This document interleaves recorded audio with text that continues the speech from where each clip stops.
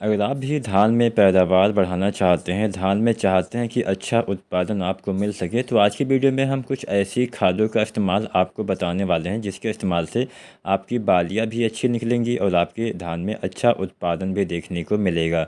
नमस्कार किसान साथियों, एसआरजे खेती चैनल पे आपका स्वागत है। किसान भाइयों, चलिए जानते हैं क्या आपको करना चाहिए। मान लीजिए आपकी धान की फसल अभी 50 दिन की हो गई है और 50 दिन तक अभी तक आपने कुछ ऐसी खादें होती हैं जो 50 दिन तक डाल देनी चाहिए, लेकिन अभी तक आपने उसका इस्तेमाल नहीं किया है। तो सबसे पहले आपको उन खादों का इस्तेमाल कर लेना चाहिए। कौन कौन सी खादें डालनी है? आपको 50 दिन के आसपास दो खादें डालनी होती है। पहला तो हम अंतिम यूरिया डालते हैं। अंतिम यूरिया भी हमें 50 दिन के आसपास, मतलब वैसे तो 50 दिन के अंदर ही डाल देना चाहिए, लेकिन ना डाल पाए हो तो आप 50-55 दिन तक भी अंतिम यूरिया डाल सकते हैं।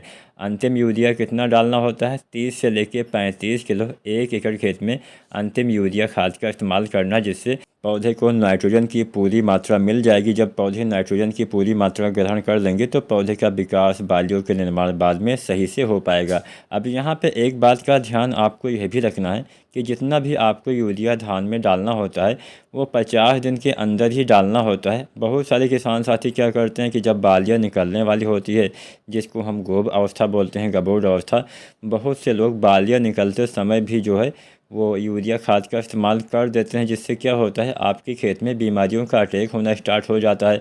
आपके खेत में जो पौधे होते हैं काफ़ी लंबे होने से आपकी फसलों के गिरने की संभावना भी बढ़ जाती है। बीपीएच वगैरह लगने का संभावना भी बढ़ जाती है, यानी जो भूरा तेला होता है इसके भी लगने की संभावना बढ़ जाती है। इसका भी विकास काफ़ी तेज़ी से होता है अगर आप इस अवस्था में नाइट्रोजन डालते हैं, यूरिया डालते हैं। तो यहाँ पे यूरिया 50 दिन के अंदर ही डाल देना चाहिए। अगर आप नहीं डाल पाए हों तो 50-55 दिन तक भी आप यूरिया की अंतिम मात्रा डाल सकते हैं। तो यहाँ पे पहली चीज़ तो आपको यूरिया डालना है। दूसरा चीज़ आपको डालना होता है पोटास।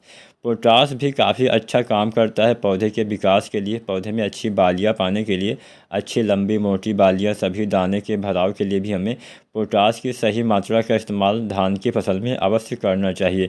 अगर बात की जाए कब हमें पोटास देना होता है, तो वैसे तो धान की फसल में पोटास बहुत सारे किसान साथी केवल एक बार रोपाई के समय संपूर्ण मात्रा डाल देते हैं, लेकिन अगर आप चाहते हैं कि अच्छे से और ज़्यादा लाभ आपको मिले तो पोटास का इस्तेमाल आपको धान में 2 बार करना चाहिए। यहाँ पे हम एमओपी पोटास जो 60% वाला आता है उसकी मात्रा आपको बताएंगे, 1 एकड़ खेत की मात्रा बताएंगे।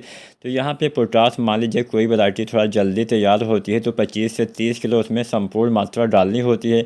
मान लीजिए 25 किलो या 30 किलो डालने वाले हैं, मान लीजिए 30 किलो आप डालने वाले हैं तो 15 किलो रोपाई के समय डालिए और 15 किलो डालिए आपको 40-50 दिन के अंदर डालना होता है। मतलब आधी मात्रा रोपाई के समय और आधी मात्रा 40 से 50 दिन के भीतर एमओपी पोटास की आपको डालनी चाहिए, अच्छा लाभ मिलेगा।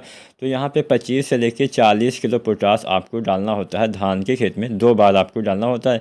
आधी मात्रा रोपाई के समय, मान लीजिए कोई वैरायटी देर से तैयार होती है तो उसमें 40 किलो एमओपी पोटास डालिए, 20 किलो रोपाई के समय और 20 किलो 40-50 दिन पे डालिए। मान लीजिए अभी आपकी धान की फसल 50 दिन की हो गई है और अभी तक आपने एक बार भी पोटास का इस्तेमाल नहीं किया है, तो ऐसी कंडीशन में आपको 25 किलो एमओपी पोटास तुरंत ही जितना जल्दी हो सके प्रयोग कर देना चाहिए, तभी आपको लाभ मिल जाएगा। तो यहाँ पे पोटास भी काफ़ी ज़रूरी होता है धान के अच्छे विकास के लिए, अच्छे पैदावार पाने के लिए।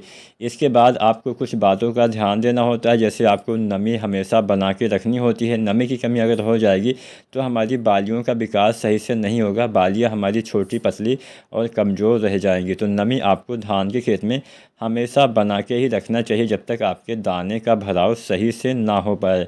इसके बाद में क्या करना है?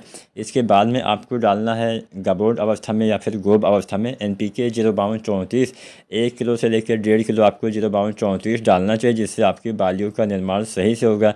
इसके साथ में आपको डालना चाहिए जो आता है बोरोन।